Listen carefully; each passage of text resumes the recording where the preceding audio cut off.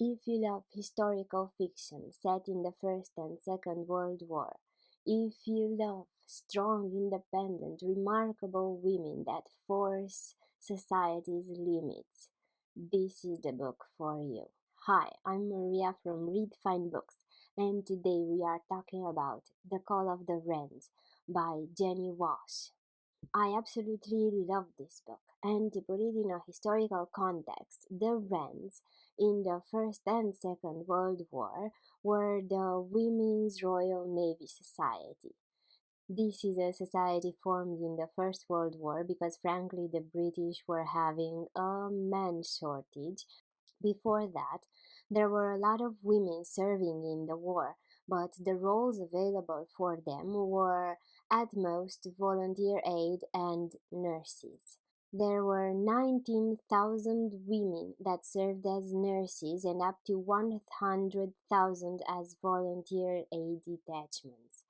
However, with the Wrens, everything changed. Women had the ability to do a lot more things, and everyone started to recognize that. The Wrens officially began in 1917.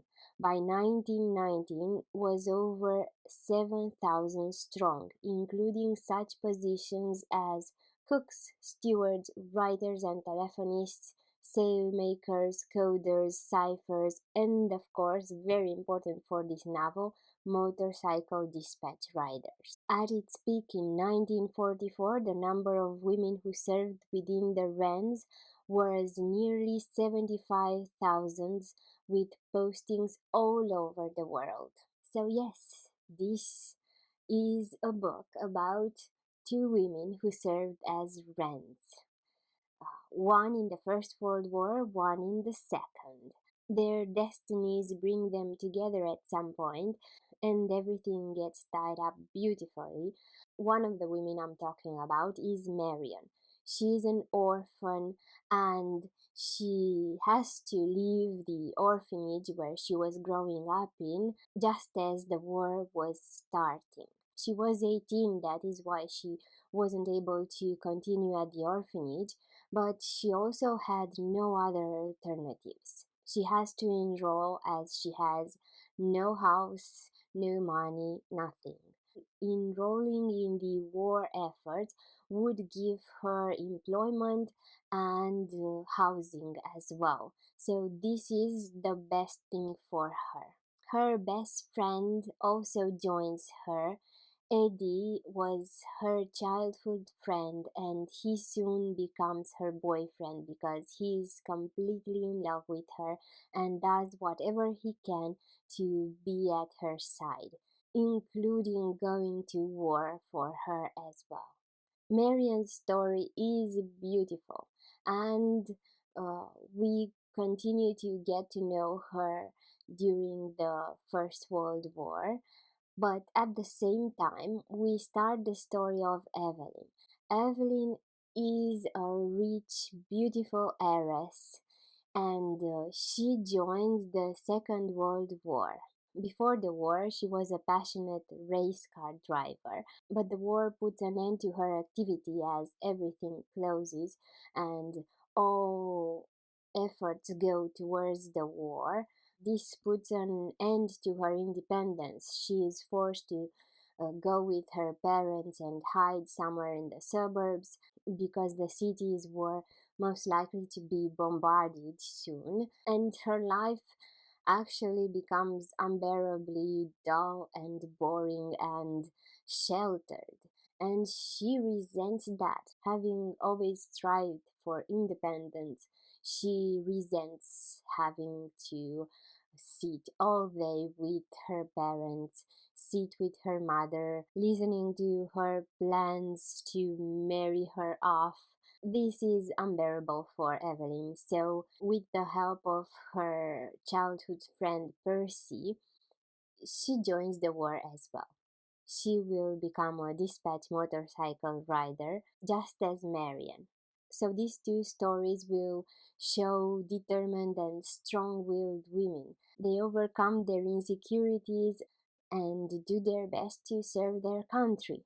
For my part, I loved how the author drew a parallel between the two. They are both motorcycle dispatch riders, but they serve in different circumstances, different wars, different times, different ways the women are treated. And the change between the First World War to the second one isn't radical, but it is there. You can see it in the book. Both Evelyn and Marion are strong and determined, but they are also driven by different motivations. Evelyn is rich and beautiful, and she has a club foot that makes her always try to prove herself. She becomes reckless because of that. Marion, on the other hand, finds with the Wrens a community. Being an orphan, she hadn't had a chance to bond with anyone except Eddie, her boyfriend. So being in the Wrens gives her a feeling of belonging. She is driven by this beautiful sentiment of doing her best for her sisterhood. So yes, their destinies are parallel, but they have things that are different, and these things are what makes them react differently. Also, they both have a childhood friend who believes in them. In the case of Marian, it is Eddie, who also becomes her boyfriend. In Evelyn's case, Percy is also her childhood friend. Their relationship is a bit more complicated because their parent interference doesn't let them decide how to act with one another, doesn't let them decide and understand if and what they feel for each other, but they are friends. And Percy is the one who tells Evelyn about the possibility of joining the war. He is the one who lets her know this opportunity exists, and Evelyn takes it for sure. Also, both women are very lonely. Marian's life was difficult in the orphanage. Evelyn's life was too sheltered, and both of these paths make them very lonely. But what I loved was how, while fictional, these two characters were inspired by real people, and the events they go through, the situations they faced during the war were inspired by real situations Wrens faced during the two wars. That is in part what makes this story very real, and also their motivation. They join the army for selfish reasons in the end, and that is something very real. Moving on. The book is constructed with two timelines. One is Marion, which starts before the First World War, and one is Evelyn, which starts just before the Second World War. The events in their lives mirror each other, and we get two points of views, two different upbringings, two different reactions to war, two different love stories. So, uh, yeah, I easily became attached to all the characters.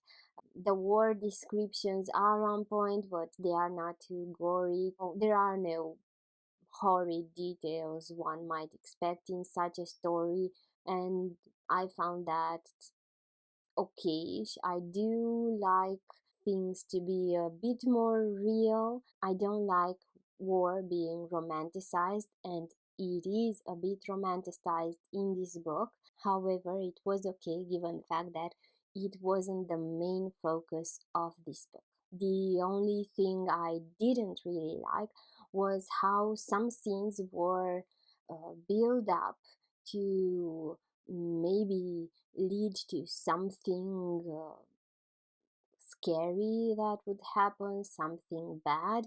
and nothing bad happens. So, for example, Marion at a point on her motorcycle gets really, really close to the line where there is actually fighting, and meets just one person who is a bit odd and keeps her talking a lot and doesn't give her the receipt she needed to get away from there faster. I thought it would lead to something like that person was a spy, or he would rape, kill her, something really bad. Maybe it's just me, but I felt the build up, the fear coming to that scene, and nothing happened.